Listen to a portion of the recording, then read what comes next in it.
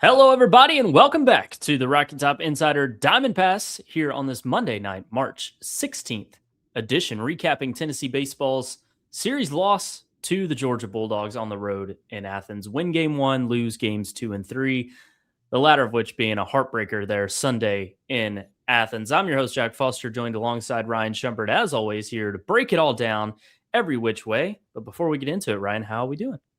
I'm doing well. Feels like not the best time of year because we obviously get the postseason, things get ratcheted up to another level. But once SEC play gets started, it feels like the season is truly here. We can have all our takeaways and all the stuff we glean about the team from the pre-conference slate, but once you get to conference play rolling, everything feels real, and everything gets magnified, as Josh Elander already knew, but certainly got pointed out again on Sunday. Right. Yeah, it's a little bit of a different feel this year. I kind of explained this last week in that beyond the neutral site tournament, Tennessee always plays in its non-conference slate. There was more challenge to this non-conference slate. You know, Wright State, Kent State, very good mid-major teams. So Tennessee was tested going into this weekend. Of course, had already lost the series, had faced adversity, had been shut out by a mid-major team in Wright State. So we knew Tennessee had flaws going into it. It wasn't all sunshine and rainbows. I actually would not have been surprised if Tennessee got swept in Georgia. I had low expectations because of how good Georgia's offense has been. And I know Tennessee's pitching is really good, but you think Georgia will get theirs in a way. And with the way the Vols offense had, played, it was hard to think that Tennessee could really win this series. But then, Ryan, Friday night, Tennessee wins 7-4. Best performance of the year by the team in its entirety. Offense was, there. It was consistent. 3 late game homers that were huge. Situational hitting was really good. And of course, Tegan Kuhns, until it spiraled there for him a little bit in the 5th, was money. And Brayden Arvidson, just an unbelievable relief outing, his best of the year. So everything was clicking.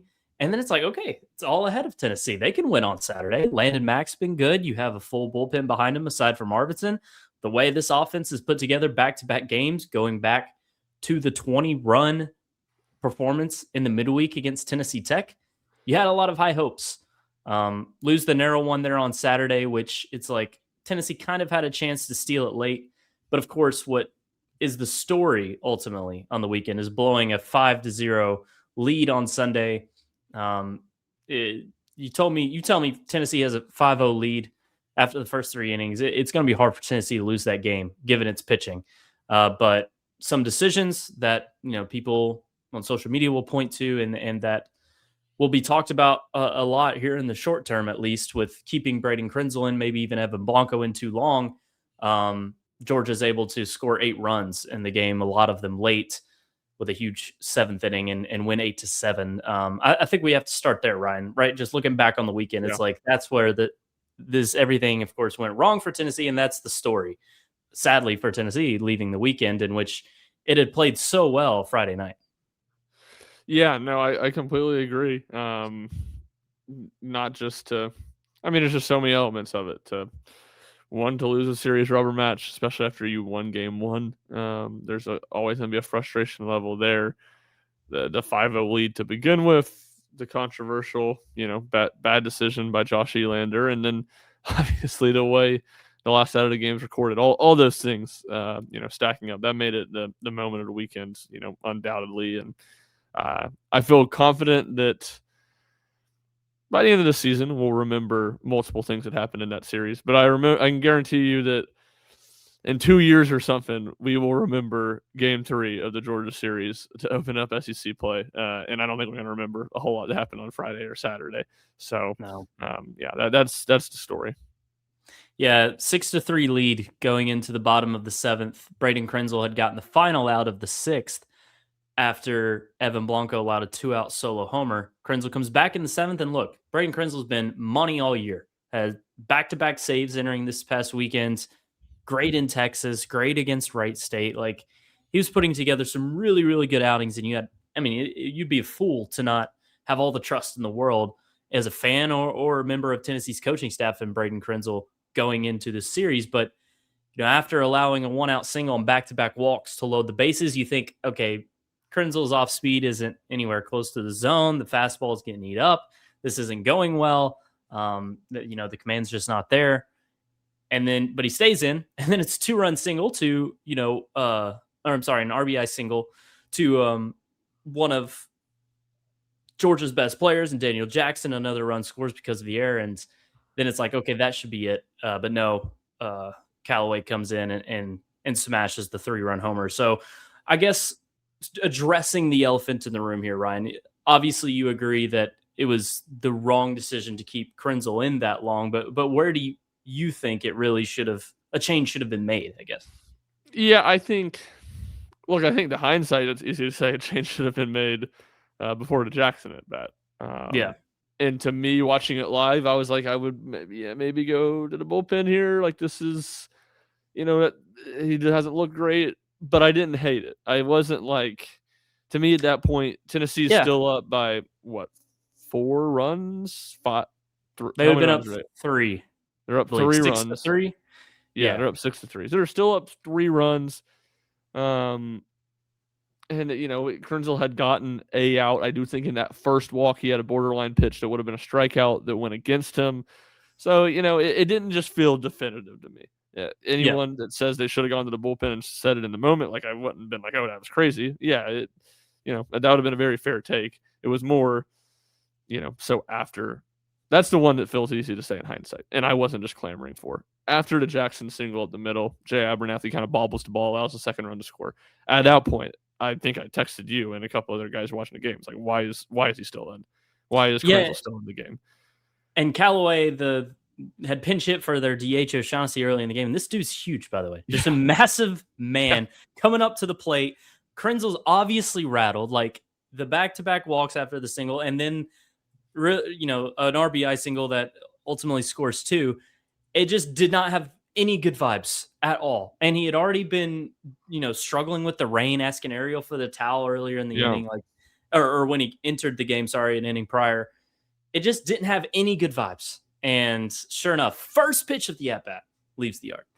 So it's just something also, you could feel coming, and it did. And to the point, like the Jackson single was a fastball left right over the middle. And then the Callaway pitch was a fastball at the exact same spot, right in the middle. And I think a point that I wrote about today that I think has largely been overlooked, but to me almost makes it worse. Like, sometimes you get into these Sunday games and you don't have anybody left. There could easily be an instance this year where Tennessee is in the 7th inning in this spot with Brayden Krenzel, and he might not look great. But it is, and Josh Elander said, we just had trust in Krenzel, and he mentioned some analytic things like where I'd be like, yeah, you don't really have any tank left in the bullpen. So, like, sure, Krenzel doesn't look great. You kind of just have to ride it out with him. That wasn't the case here. Bo Rhudy hadn't thrown all weekend. Mark Hindy hadn't thrown all weekend. Brady Frederick had just thrown a little bit, and granted, wasn't great, but it had just thrown a little bit on Friday night. So you had other options. Like, you weren't stretched thin. It didn't feel like, and even to a Lester Mack extent, it feels like a lot of time in these Sunday games. You're at least just trying to get every last out you can out of. You're trying to push guys. Even if you don't have to leave them out there to die, you're trying to push them. It just didn't, at that point in the game, it didn't feel that way. I mean, you'd already gotten an extra inning out of Evan Blanco than I expected. And he gave up a run in it, but you got that extra inning, and it was like, all right, let's hand this thing over to, maybe Frederick or Hindy to get, I guess it wouldn't have been Hindy because it was righties up, but maybe Frederick to get out of this jam, or even just go to Bo Rhudy.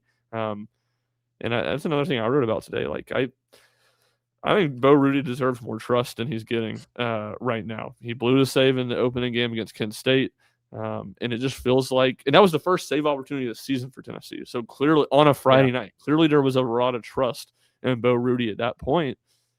Since then, he's pitched like 5 1/3, 5 2/3, hasn't given up a run, only given up 3 base runners. Look, I get a lot of it's not SEC play, but he's been good, and it just doesn't feel like they necessarily just don't trust him, but he just feels way down the pecking order of guys they trust right now. And when Josh Elander is sitting there talking about trusting Brayden Krenzel, that's fine. But in my eyes, you have another dude right behind him who you should trust too, who can get you 6 outs to get to the finish line of this game.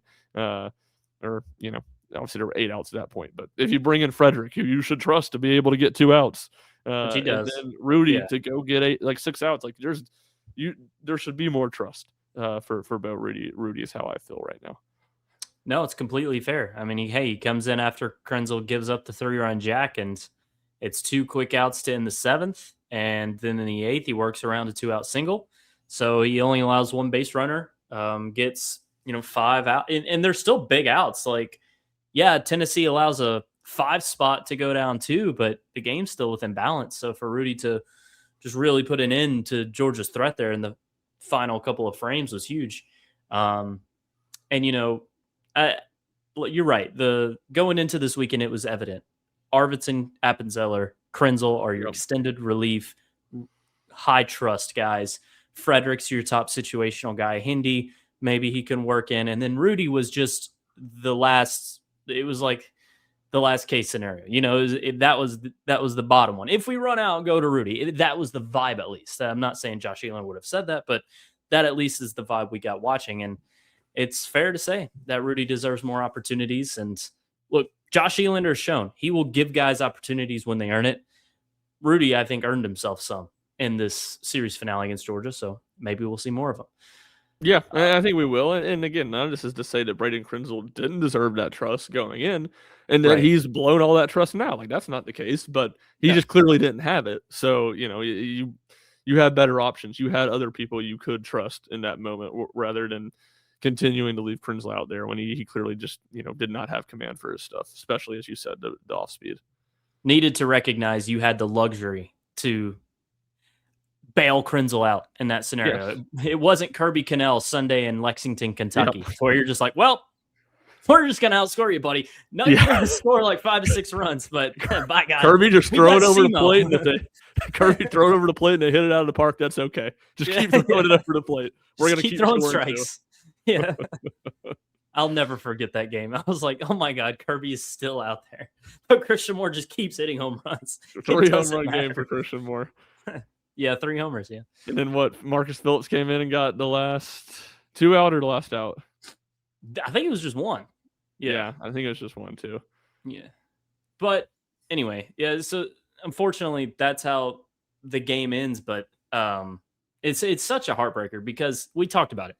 How much trouble was this Tennessee offense was having and how low the hopes were for this unit, and it comes out, scores 7 runs twice against Georgia, who has very good pitchers. I know their Sunday guy who's, supposed to be really good, working his way back from injury, not good out of the gate. Tennessee scores 3 in the opening frame, 2 innings later. So, Georgia's day 3 pitching will probably be better as the season progresses. But for Tennessee's offense to do what it did, Ryan, is the point I'm trying to make.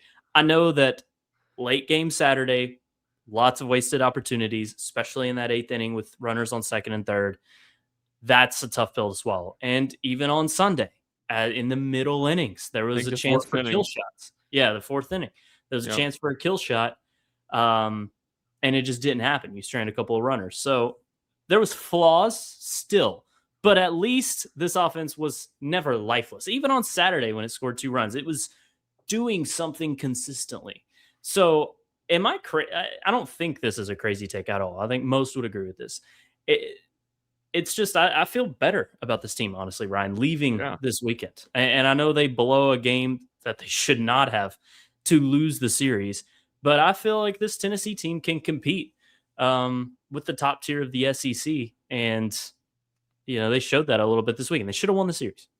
Yeah, no, I agree. And the series was, I wrote it, and let's see, I don't remember exactly what it was. Let's see if I can do some quick math. But, it's overall, it ends up 16-16 is the score between the 2 teams. And game 3 is decided on a 2-run home run being robbed. Like, it was extremely neck and neck. It was an extremely neck and neck series that Tennessee had its chances to win.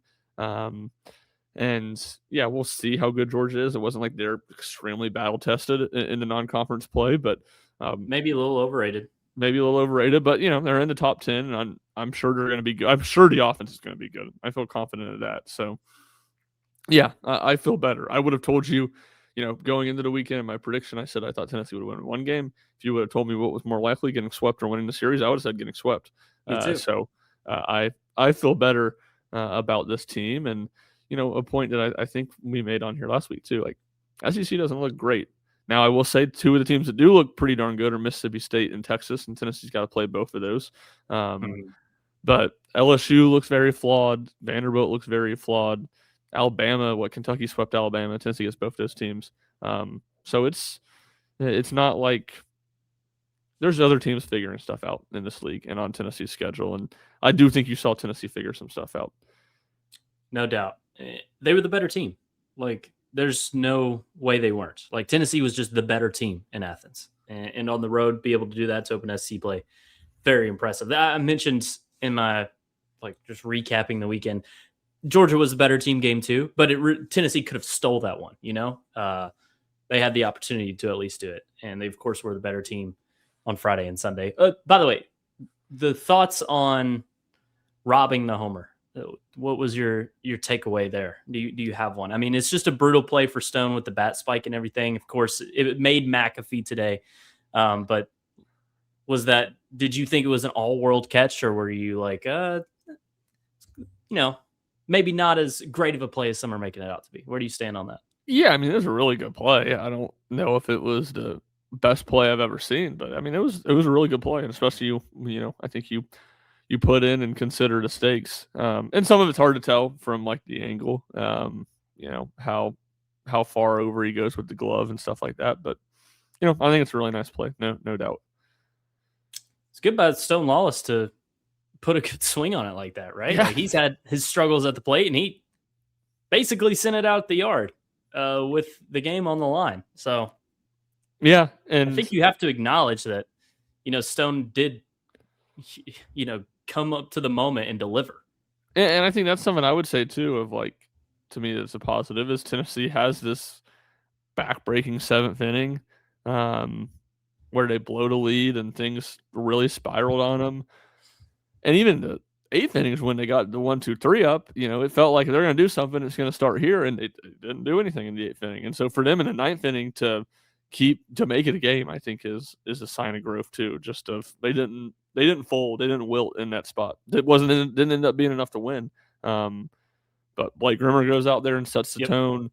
Levi Clark, fights. That's a sneaky part of this weekend. We'll see if that becomes any more. But he's in the starting lineup just in one game. He goes 2 for 3 with 2 walks, reaches pace 4 times, and then Stone Lawless comes off the bench and, as you said, puts a good swing on it.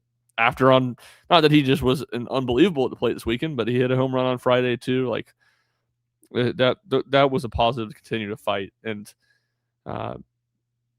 Tennessee's offense as a whole, Henry Ford wasn't great this weekend.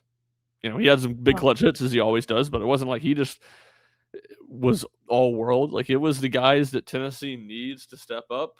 Yeah, and needs to be good and better than they were early in the season. That's why Tennessee's offense was better. Manny Marin was really good. Blake Grimmer was good. Stone contributed. You had more guys doing what they need, what Tennessee needs from them. Reese Chapman was good. I know he doesn't deliver in the 8th inning, but he had another productive weekend. He has the big 2 RBI double in the 1st inning as Tennessee's, building the lead. A lot of guys in that middle of the pack had good weekends for Tennessee. Right. Let's dive into pitching, and then we'll wrap up with some offense thoughts. But we need to get to the starting pitching here. Tegan Kuhns, mentioned it a little bit, just on fire to start this game Friday night. So good. He looked like a bona fide first-round pick, really through the first 4 innings.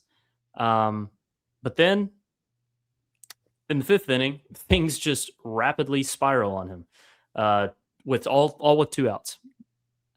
5 straight hits Georgia had with 2 outs, 4 against Kuhns, 1 being a solo homer to lead off the 2-out rally. Then there was a single, RBI single, double to follow, which chases Kuhns, brings in Brady Frederick, who then allows a 2-run single on the first pitch he throws. But, Tegan Kuhns, it's like I leave some of these outings he's had, really the ones where he's faced the toughest competition, UCLA and Georgia, thinking, dang, Tegan Kuhns was awesome today. But then the final line doesn't bear it out because of how things end right before he leaves, right? And in Georgia, it happens again with this inning to put a blemish on what was a stellar outing for him. I mean, to look at it and to see him not even pitch 5 full innings, 4 2/3, to give up 4 runs just does not feel right with the way he played. I think you have to acknowledge that, yeah, Tegan Kuhns needs to do a better job maybe of not letting these big innings happen against him. But my goodness, is the upside so evident with him. Yeah, it's very much you see why he's a projected first round pick right now, according to a lot of people. And yeah, I think both things can be true. Where it's like Tennessee, some of these outings leave you wanting a little bit more. Tennessee needs him to be able to push through, and at the same time, like it's early in the season, and I know he was a starter last year on Sunday, but this is just a completely different set of circumstances for Tegan than it was last year. So I think there's also reasons to believe he can get better and start pushing through and getting in deeper in these games, or when he starts struggling in a fifth or sixth inning, that it isn't going to be as dramatic. This floor is not going to fall out from under him. So yeah, again, what left you wanting a little bit more, but clearly the talent's there. Clearly he's a better pitcher than he was last year, and I think there's reasons to think that he's going to keep on improving and look better and better as the year goes on. Looked like a true Friday night ace. Yeah. He looked like the man, right? I mean, Georgia had nothing for him that first time through, just absolutely nothing. And yeah, I thought it was great. And he showed some swagger too. He's not like Landon Mack, he's not as much of a energetic, intense player, showing his competitiveness all the time. But he did a little bit Friday night, and he did so early too. He was feeling himself, and that's good to see. I think you need that. And he showed it. Let's move on to Landon Mack, though, who turns in a interesting start Saturday night. Statistically, it's a season worst outing. I mean, 9 hits allowed.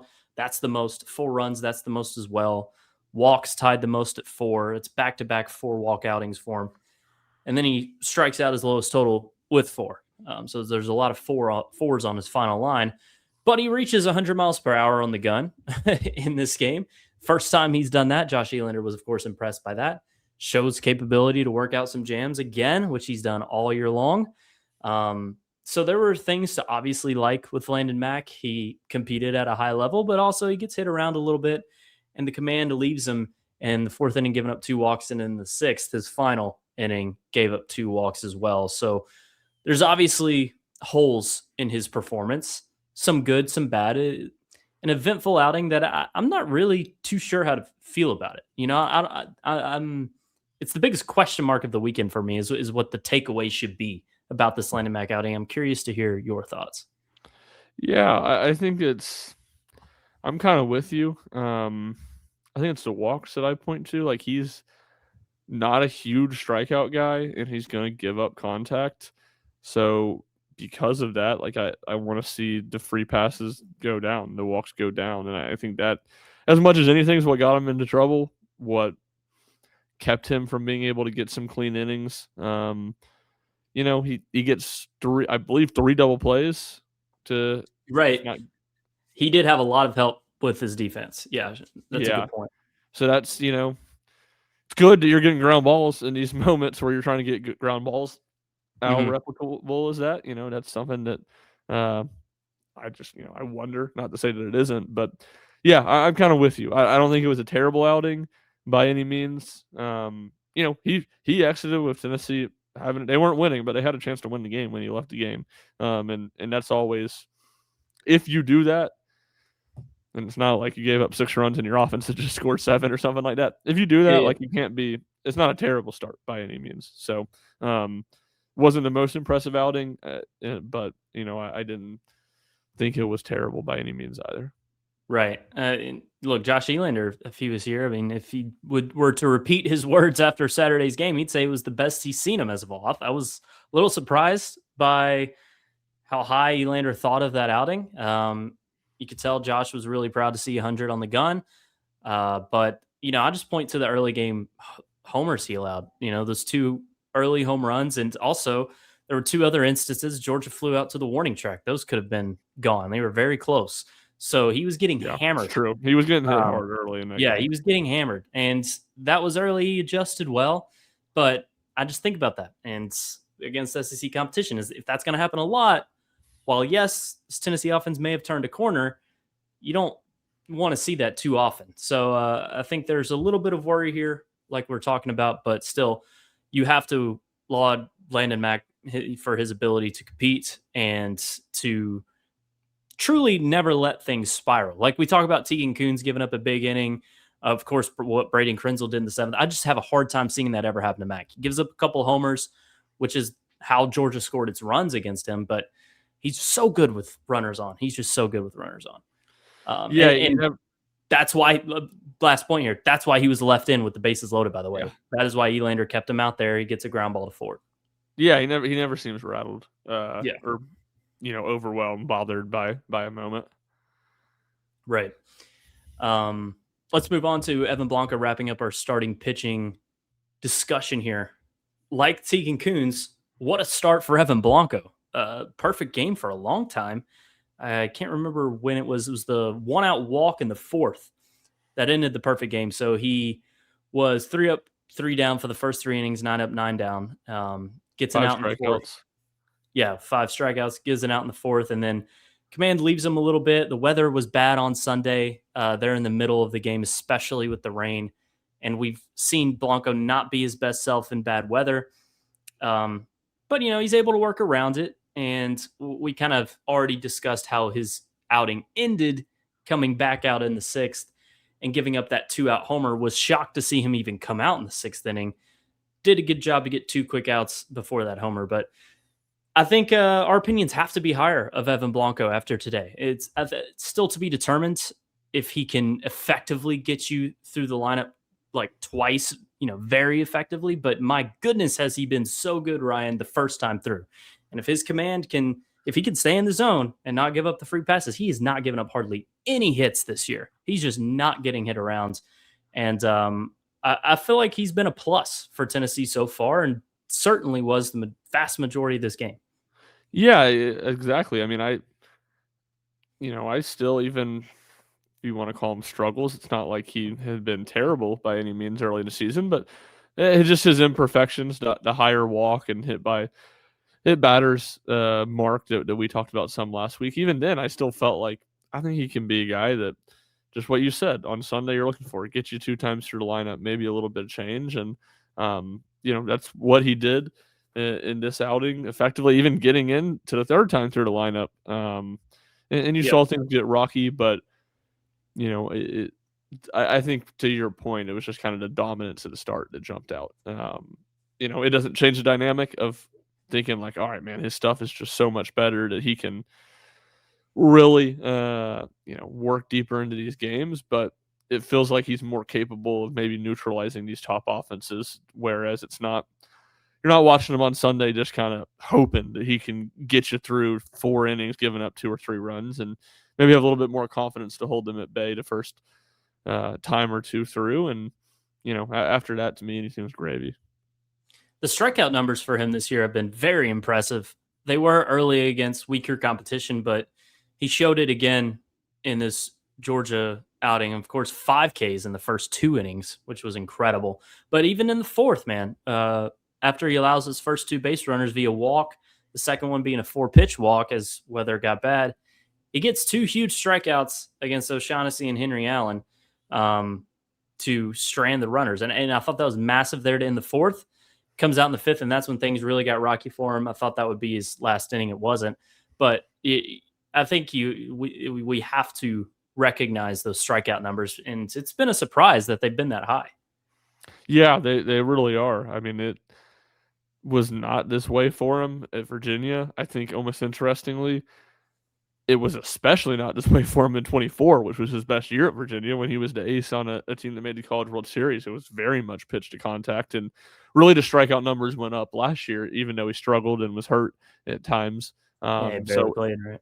Yeah. I think maybe through 25 to 30 innings, something like that, after throwing 99 the year before. So it just was not expecting it at all. I mean, I think is the best way to put it. I think that's, there's kind of the trade-off. Do you live with the more walks if you're getting more strikeouts? I think it makes you feel better about that first time through the lineup, but some of it, I think, also sets you up for some of these instances to maybe balloon on you. It never ballooned on him on Saturday or on Sunday, but you're flirting with it a little bit more And for a guy that doesn't have overwhelming stuff, it feels like any time one swing can send the ball out of the yard. And I think that's where would be the downside of the more strikeouts with more walks trade-off. 7 innings pitched, 4 hits allowed, 0 runs allowed, 6 strikeouts, 2 walks. That is the combined stat lines of Brandon Arvidson and Cam Appenzeller, who, like I said, just combined to throw 7 scoreless innings on the weekend. Arvidson with 4 1/3, Appenzeller with 2 2/3. Both were tremendous out of the bullpen, and we've seen it as a trend over the past 3-4 weeks, but we've seen it definitively in the last 2 that the stack is Kuhns, Arvidson, Mack, Appenzeller. That is what Tennessee's going to roll with on Friday and Saturday. It looks like, as we've seen in the past 2 weeks anyway, and it worked this weekend. We discussed some flaws in Kuhns and Mack's starts, but my goodness, these relief performances were incredible. Appenzeller keeps Tennessee in that Saturday game, gives them a fighting chance late. And I think Cam is the bigger takeaway here because we've seen Arvidson do this. We know Arvidson is kind of supposed to be Tennessee's best pitcher. Really, he's the guy who comes back. He's kind of he's the identity of Tennessee baseball's pitching staff going into the season. You're going to rely on him for some huge games. But Appenzeller is a true freshman, first SEC appearance to do this: 27 strikes on 36 pitches. And to not be phased at all by this Georgia offense, this incredible Georgia offense, was really, really good to see. Yeah, no doubt. It's what I talk about all the time in the pre-conference slate, especially with young players, is Aldis is great. Let's see him do it against SEC competition. That's just a big box that's going to have to be checked. And, he was stellar in his first opportunity to do so. The moment clearly was not too big for him.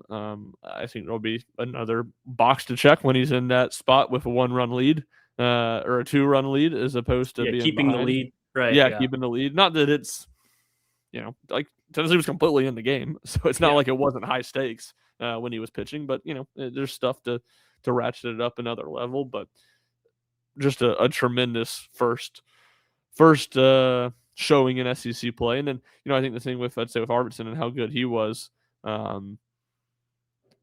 What you have to be envisioning, I think, is Tegan Kuhns starts being able to get a little deeper in this game. He goes 7 innings.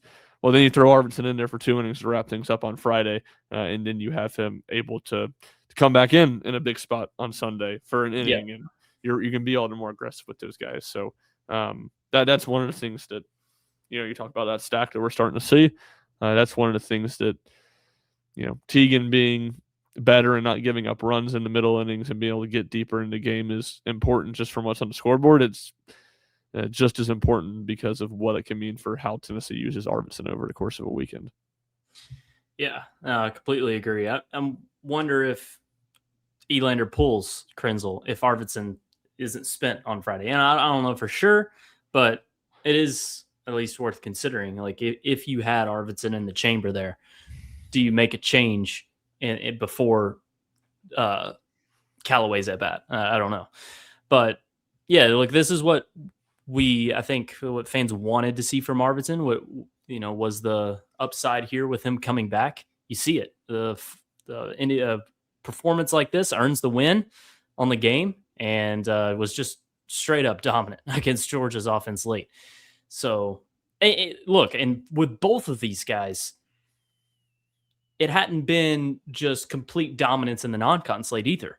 Appenzeller struggled a little bit against Wright State. Arvidsson struggles in Arlington. Like, there were times where you're like, are they really going to be that great out of the bullpen for Tennessee? They were this weekend. So I think it eliminated a lot of doubt surrounding those two. Granted, probably pretty little doubt because we both know how talented they are. But there was times where you were unsure about them, and there will be times they struggle, sure. But to do this against a team like this on the road, to me, that's probably, along with the offense just showing some consistency, the biggest positive takeaway of the weekend. Yeah, I agree. And I think that it's a good point, especially with Arvidson. Like, everything you said about him being the guy we thought was the best pitcher and going into the year, and he's proven it. Like, oh, that's true. And it's why we were not concerned when he got shellacked against UCLA on Friday down in Arlington. But he did get shellacked against UCLA down in Arlington, and kind of the one, really good lineup he'd faced so far. Obviously, Wright State is more capable than a lot of teams Tennessee's played early in the season, and he pitched well in that series. But definitely good to see him against a really good Georgia offense on the road, coming in a tight game, coming in trying to preserve a lead, stepping on the throat and looking like the guy that we thought he was going to be before the season. Offensively for Tennessee, we've discussed it plenty so far, but a really strong weekend for that group. Headlined by Manny Marin, who continues to be on such a heater at the plate for Tennessee. You want to just put an umbrella over Tennessee's offense being better in the last, 4 to 5 games, 3 to 4 games. Manny Marin is the reason. Like, this is changing the entire narrative for the offense. What he's doing single-handedly offensively, just so dang consistent, showing some power with a homer on Friday's game 2. Multiple hits in 4 straight for him. The midweek, it'll be 5 straight actually. He's had multiple hits, and dating back to when he had the walk-off, it's 6 straight games with a hit, and because he didn't play game 2 against Wright State. So look, Manny Marin been unbelievably consistent, multiple hits in all these games. It's not an exaggeration here, Ryan, to say like he really is single-handedly changing the narrative a little bit for this Tennessee offense. Yeah, I wouldn't go quite single-handedly, but he's the most important. He's the one doing it more than anybody else. And it's what Tennessee needs. They need these young players, these sophomores who have had some experience, who have played before, but have not played in this role, have not been dependent on the way this group's dependent on, or the way they're dependent on this year to step up. And they don't need all of them to, but they need some of them. And Manny's done it to a super high level. It gets overshined because of how the game ends on Sunday. Mm-hmm. Let's say Tennessee just preserves the 5-run lead and they win by 2 runs and nothing crazy happens. The swing Manny Marin had in the top of the 6th inning on Friday night with 2 outs, 0-2 pitch to take to just line a 2-run double into the right center gap and score 2 runs. When Tennessee had now not as big as a lead, but had just blown a lead. The Tegan's outing had just cratered things. Like, that was the response Tennessee needed. And again, in a tough spot, 2 outs, 0-2 count, or maybe it was 1-2 count. I was watching it from the media room at 0-2, at Bridgestone Arena. So I'd been more locked in before, but was still watching it. And that was such a good piece of hitting and in such a big moment that, again, it gets overshadowed because Tennessee doesn't win the series and so many things were close or went wrong on Sunday. But I thought that was just an absolutely massive moment. It was the turning point of the game. You mentioned that Georgia plates 4 in the 5th to go up 4-2. There in the top of the 6th, 2 quick base runners to chase the starter. Lawless loses a long battle via strikeout. Tyler Myatt grounds out. Now it's like, okay, 2 outs, guys on 2nd and 3rd. Manny Marin comes up, like you said, 0-2 count, 2-run double right over the right fielder's head into the wall and score both runners, tie that thing up. And by the way, it happened right after a pop-up foul ball was coming down on the Tennessee dugout. Yeah. And Trent Grinlinger, Hunter High, right under the ball. Do not budge. Hits Grinlinger like right here in the upper bicep, I think. And after, preventing Georgia from being able to make a foul out catch, because they probably could have caught it if those guys moved out of the way, but they don't. And they go ballistic after it happens. Just completely crazy, using it as fuel, like Hunter High just out beside himself. Vintage Tennessee baseball, just energy and something. It's just things you can't really even describe. It's just how they are, right? It's how Tennessee baseball's been. And that was a really cool moment. Wes Johnson getting mad. There was nothing to review, but he didn't like it. And Manny Marin hits that 2-run double shortly after. So that was a cool little moment in the game. Fires up the dugout, and then Manny delivers like he does. And in the half inning after it was over, of course, Hunter High just jawing at the Georgia infielders. So I think that was one of the cooler moments of the season, that whole sequence. Manny doing that after that foul ball happened. Yeah, no, that's a good point. Super cool, fun moment. Hunter High, A++ glue guy. Just awesome vibes. So no, that was super cool. And I think you're right. Like the it was different than how we've seen it in the past, but it was like that kind of Tennessee baseball thing of doing something that an opposing coach gets like really pissed off about. This Yeah. one almost more funny because maybe they've changed the rule. As of a couple of years ago, you were 100% able to do that like that. Well, you're in You your couldn't dugout. move, You but if don't you have to stood your move. ground, Yeah, right. yeah. So, which made it all the better. Like they just did what they're supposed to do. They just did the tough, gritty glue guy play of not moving, and you got Wes Johnson who doesn't seem to take a whole lot of motivation for that guy to get angry, just No, coming undone. no, he was so pissed about Mack's pickoff move, saying he balked Yeah, every time he did it. He was mad about that. He got he was mad about the towel with Arvidson, not Arvidson, Krenzel. Krenzel. Yeah, and then he tried to I think it was Friday's game, pretty positive. Like when Kuhns was rolling, he called an offensive timeout pretty much for no reason at all, like with his 9-hole hitter, just to try and screw with Tegan. Didn't work, but yeah, he did some odd things. Yeah, no doubt. All right, well, moving on, talking about how Tennessee hit the ball better. Blake Grimmer, what a weekend for him. 4 of 10, quiet weekend a little bit. I know he had the homer late Sunday, but just was really consistent. 3 walks, got on base a ton, had a big double, I should say, there in game 2. Of course, wasn't able to score, but still in that moment, it was a huge hit. A lot of people thought Blaine Brown should have gone around third. I didn't really get a good look at that. Tricky play. I know Sean Barrow's SID has talked about how it wasn't quite that easy. Like it would have been a close play at home regardless, and you still are down 2. Like you got to score 2 runs regardless. So that's a conversation that can be had elsewhere. But Blake Grimmer with really strong weekends. Reese Chapman, you mentioned earlier. Blaine Brown hits that homer Sunday, but the Sunday performance I think we need to spend a little more time on is Levi Clark, who goes 2 for 3 at the plate, gets on 2 other times to make a total of 4 for the game, 2 walks he had. Of course, caught Sunday. He's been doing that here in game 3s. Did not play Friday or Saturday, as Grimmer has been starting at first. Lawless starts catcher games 1 and 2 of series. But Clark makes the most of this opportunity, and I think that was really good to see. I don't know what it'll earn him moving forward because, of course, Grimmer's not moving out of the lineup, and I don't think Garrett Wright will either. But really good to see this Clark game to kind of potentially get him back on track. Yeah, for sure. It's a great sign. It's just one game. You can't draw too much into it. I think it again goes to your point, the stats that you ran, which again, it's a small sample size, but continues to be much better at the plate when he's catching as opposed to playing first base. And I'll be interested to see how Tennessee uses him this week. I would definitely start him on Tuesday night against Eastern Kentucky. I would want to get him in there and see if he can build off of that against a little bit lesser competition.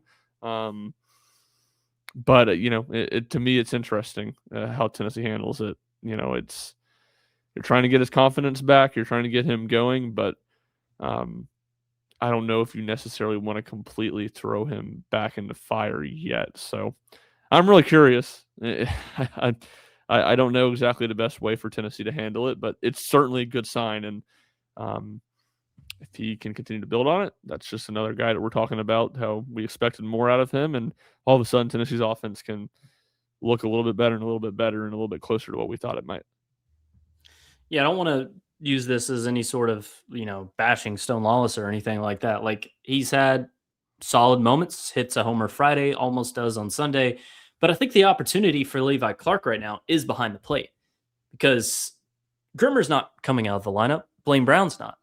And I don't see any reason Garrett Wright should. I know he went 167 on the weekend, wasn't as efficient as he's been, but dude still gets on. He's still a great presence for this team to have. I think that's been the most valuable thing is what he brings to the table from a competitiveness standpoint, mentality, all those things. I love the way he competes.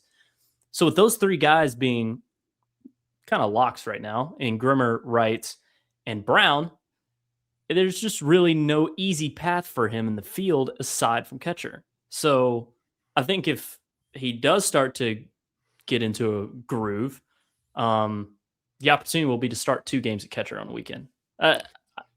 I just don't see another way right now, right? Well, There's not another way You without going to bench disrupting Blake catcher. Grimmer a week, one game? Like, Yeah, no, I mean, I think the point I would make is that you could move Garrett Wright, the catcher. but he can't catch right now. Yeah, I'm saying when he gets healthy enough to catch. Understood. Yeah, but even then, like your point still remains of like Stone's getting displaced. That's the guy who would have to get Correct. displaced to play all those guys. So, no, you're right. There's just not really another obvious option or obvious spot unless you're going to play somebody in a position that they haven't worked out a ton.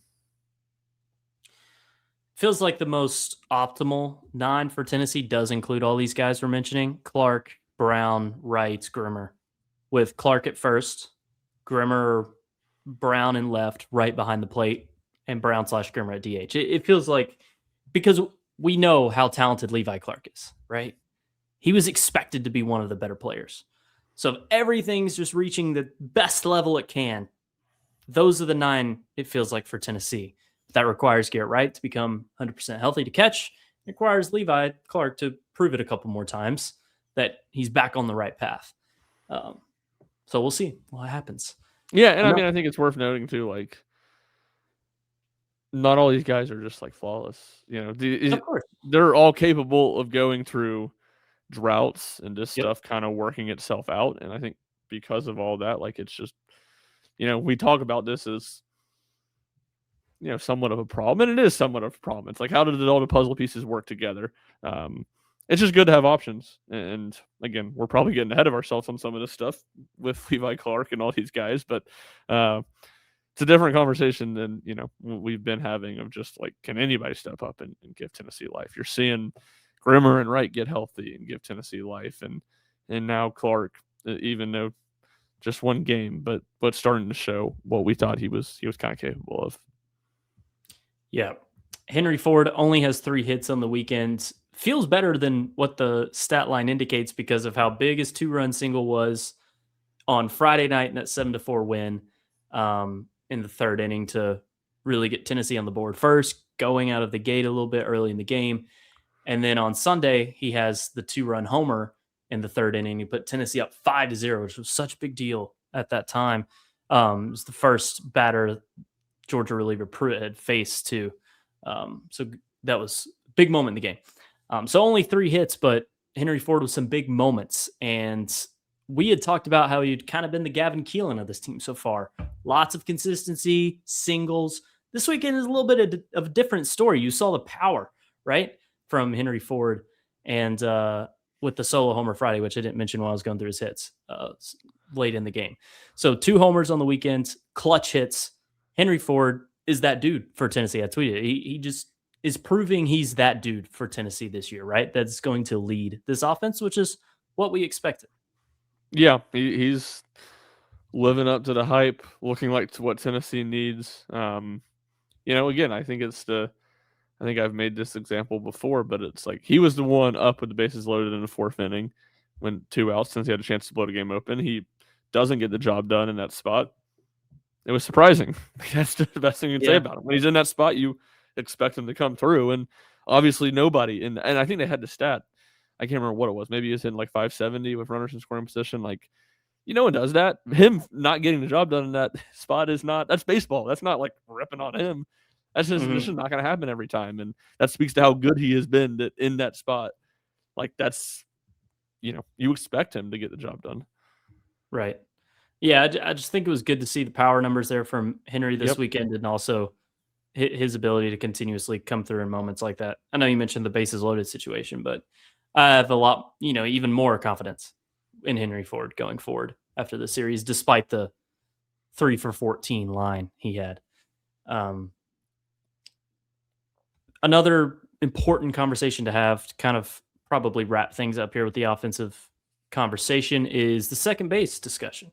Tyler Myatt gets the starts on Friday and Saturday at second base. A little bit of a surprise there over Chris Newstrom and Ariel Antigua. You figure Newstrom and Antigua better defenders than Myatt, but Myatt gets the opportunity, has an okay weekend offensively, entered Sunday's game as a pinch hitter.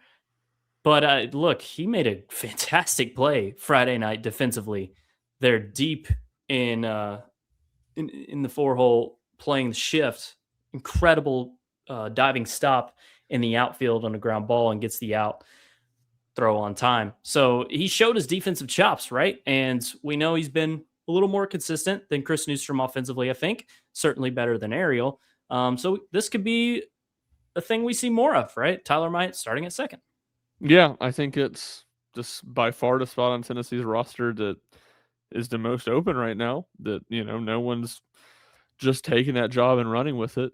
And Myatt, I think, has shown flashes this season. Has been a little inconsistent.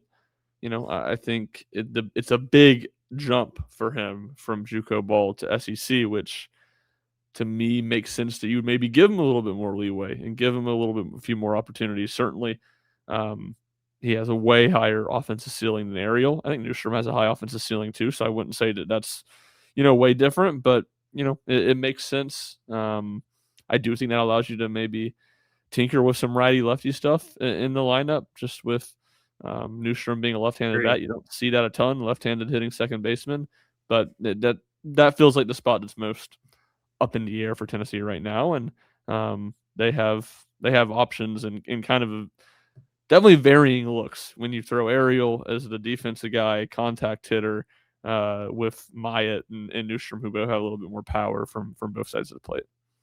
Yeah, it's like these infield competitions have been shored up a little bit with how good Manny is, right? Like you don't have to concern yourself with who's starting at shortstop anymore. Now it's just the second base equation. And I think you are absolutely correct in that you could see the matchups be played. And also, hot hand approach. You talked about these guys are going to enter slumps. It's just going to happen. Chris Newstrom and Tyler Myatt are not among the better offensive players for this team. So just who's hot at which time probably will get more opportunities.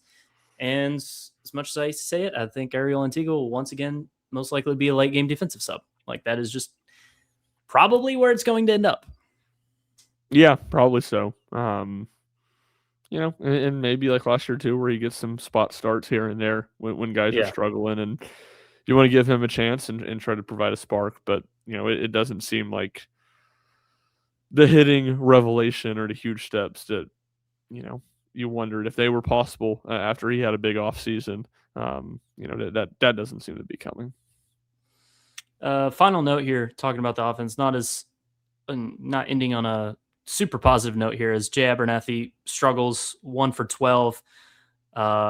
Made a hard contact Saturday to center field, hit a ball right to the center field or late in the game. So that was a little bit of unfortunate for him, but he just hasn't been that great offensively and didn't work any walks this weekend. So doesn't get on base, strikes out 4 times. I don't think Jay Abernathy is going to lose opportunities in the near future, but obviously if things like this continue, you could see it happen. I think that would allow Clark to easily enter back in at first with Grimmer moving to left, right over to center. But, I think it's something to monitor a little bit here, as he just hasn't been that great for Tennessee at the plate. And if he's not walking a ton, then he's not providing as much as you'd like. Yeah, no, that's a great point. That was an oversight earlier. That's the other way you can work all those guys in. I don't necessarily think that it's, he's playing for a starting spot or something like that next weekend, but it is notable, and Tennessee just definitively needs more from him. He can't be committing that error in center field when he's bobbling a ball on a single hit up the middle that the runner from second would not have scored if he fielded it cleanly. Now, granted, next pitch of the game was hit out of the ballpark, so I don't necessarily think it impacted things a ton. And then, he's not getting bunts down when he's attempting to bunt. Like, there just wasn't a ton to like about Jay Abernathy's weekend. Put a pin in it. Tennessee needs more from him, but he's earned enough trust to be back out there this week. Was it 2 hits on weekend series since opening weekend, I think? He's had since the Kent State Sunday game, he's had 1 hit on a weekend, I believe. It's not great. Not great. And he didn't have the walks this weekend. The walks have kind of been consistent with that. Not the case this weekend. Right. All right. Well, that'll do it for our discussion talking about this series. Tennessee moves on. We'll face Eastern Kentucky Tuesday night. That first pitch time has been moved up to 4, so watch out for that. SEC Network Plus, of course, for that game. And then Tennessee will be back home this weekend to host lowly Missouri, who's not a good baseball team. It'll be the easiest SEC series Tennessee plays by far this year. All 3 games streamed on SEC Network Plus. Ryan, are we expecting? I know it's hard to expect to sweep an SEC play, but sweep is certainly on the table for Tennessee to accomplish. And I think at the minimum, we expect the Vols to take 2 of 3. Yeah, that should be the goal for sure, is to sweep. And it's like you said, expect at the minimum for Tennessee to win the series. And, I think, I don't know if pressure is the right word, but, you let a series get away. You could have won 2 last weekend. I think there should be a sense of urgency to try to get all 3 this weekend and get yourself with a winning record in SEC play before back-to-back rivalry series against Vanderbilt and LSU. Yep. It'll only get tougher after Missouri. It doesn't get any easier, right? No. But any final notes before we wrap on up here? No, I think we've hit on everything. All right. Follow all of the Tennessee baseball coverage on RockyTopInsider.com. Ryan mentioned it a little bit earlier. There was a more detailed 4 takeaway article put out on the site today talking about the Georgia series, wrapping that up. Also, you can see where Tennessee was at in the rankings today. Follow along with our live at-bat by at-bat update threads for every single Tennessee baseball game, detailing everything you need to know if you can't watch. It's the best thing to follow there is. For Ryan, I'm Jack. We'll see you next time.